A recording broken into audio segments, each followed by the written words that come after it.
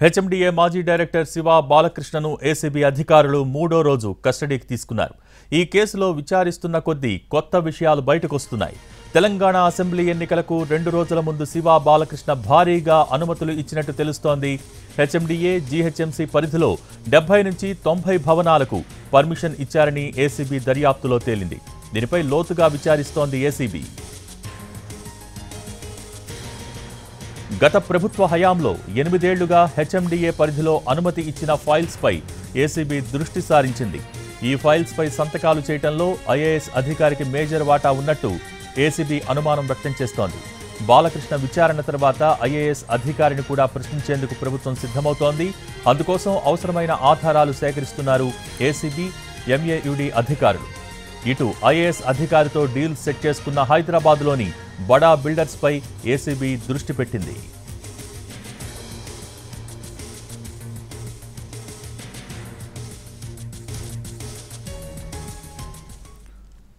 HMDA మాజీ director Shiva బాలకృష్ణను ACB అధికారులు మూడో రోజు కస్టడీకి తీసుకున్నారు. ఈ కేసులో విచారిస్తున్న కొద్దీ కొత్త విషయాలు బయటకొస్తున్నాయి. దీనికి సంబంధించి మోర్ అప్డేట్స్ మా ప్రతినిధి రాధాకృష్ణ లైవ్ ద్వారా అందించడానికి సిద్ధంగా ఉన్నారు. Radhakrishna, over to you. Bhogi ఇవాళ మూడో రోజు కూడా వరుసగా కస్టడీలోకి తీసుకుని విచారిస్తున్న పరిస్థితి మనకు కనబడుతుంది. ఏసీబీ హెడ్ క్వార్టర్స్ లో దర్యాప్తు అధికారుల బృందం శివబాలకృష్ణను విచారిస్తున్నారు. మొదటి రోజు మాత్రం నోరు మెదపని శివబాలకృష్ణ రెండో రోజు తమ దగ్గర ఉన్న ఆధారాలన్నింటినీ కూడా శివబాలకృష్ణ ముందు ఉంచడంతో అతను కొద్దిగా సమాధానాలను ఇవ్వడం జరుగుతుంది. ఇందులో ప్రధానంగా అధికారుల దగ్గర ఉన్న ఫైల్స్ ఏవైతే ఉన్నాయో వాటినన్నిటిని కూడా అతను ముందు ఉంచుతున్నారు. అతను ఎక్కడెక్కడ అనుమతులు ఇవ్వడం జరిగింది దానికి సంబంధించి ఆరా తీస్తూ అతని నుండి సమాధానాలు రాబట్టే ప్రయత్నం ఒకవైపు చేస్తున్నారు. మరొక వైపు ఇతను బంధువు శివబాలకృష్ణకు సంబంధించిన భార్య బంధువు భరత్ పేరు మీద 3 లాకర్లు ఉన్నట్లు కూడా తాజాగా గుర్తించడం జరిగింది. ఈ లాకర్లను కూడా ఇవాళ ఓపెన్ చేయబోతున్నారు. ఇప్పటికే శివబాలకృష్ణ పేరు మీద 8 లాకర్లు ఉన్నాయి. వీటితో పాటు ఇప్పుడు ఈ భరత్ అనే వ్యక్తి పేరు మీద కూడా మరొక 3 లాకర్లు ఉన్నట్టు గుర్తించడం జరిగింది.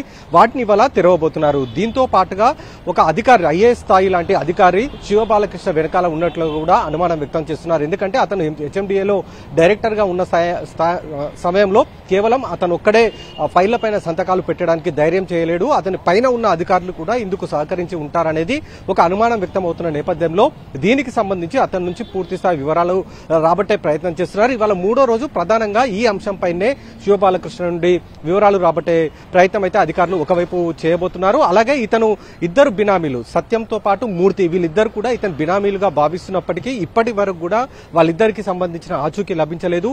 ఎప్పుడైతే శివబాలకృష్ణ ఇంటిపైన ఏసీబీ రైడ్స్ అయ్యాయో అప్పటి నుండి కూడా వీళ్ళిద్దరు పరారీలో ఉన్నారు. కాబట్టి వీళ్ళిద్దరూ ఎక్కడ ఉన్నారు, కస్టడీ ఒకవైపు కొనసాగుతుంది.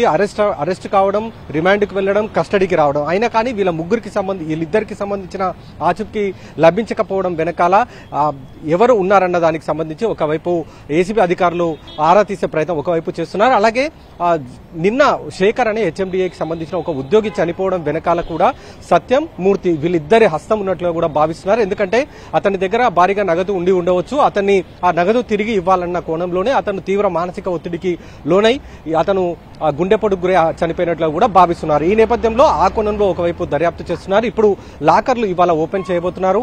లాకర్లను ఓపెన్ చేస్తే అక్కడ కూడా మరింత నగదుతో పాటు ఇతర ల్యాండ్ డాక్యుమెంట్లు కూడా దొరికే అవకాశం ఉన్నట్లు కూడా భావిస్తూ ఉంది ఏసీబీ. భోగి.